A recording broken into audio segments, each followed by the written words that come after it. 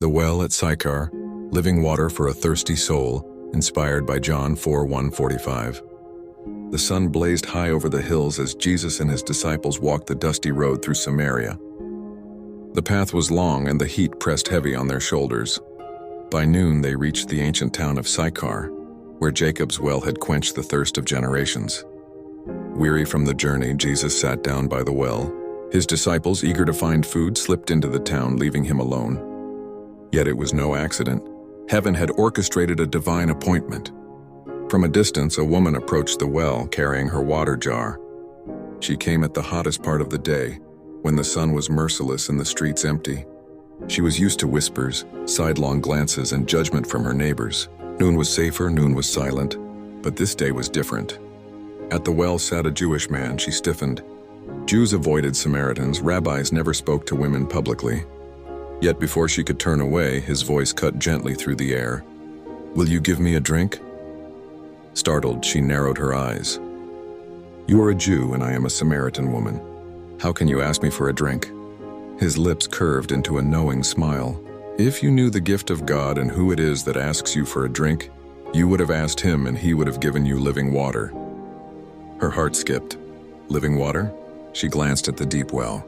"Sir, you have nothing to draw with and the well is deep. Where can you get this living water?" Jesus leaned forward, his gaze steady.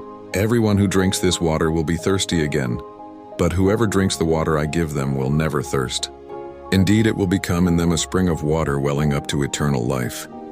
The woman's defenses cracked. For years she had searched for satisfaction, in relationships, in survival, in escape, but her soul was still parched. "Sir, give me this water," she whispered, hope flickering. But Jesus wasn't finished. "Go, call your husband and come back." Her chest tightened. She looked away. "I have no husband." Jesus' words were both tender and piercing.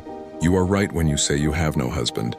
The fact is, you have had 5 husbands, and the man you now have is not your husband. What you've said is quite true." Her mouth fell open.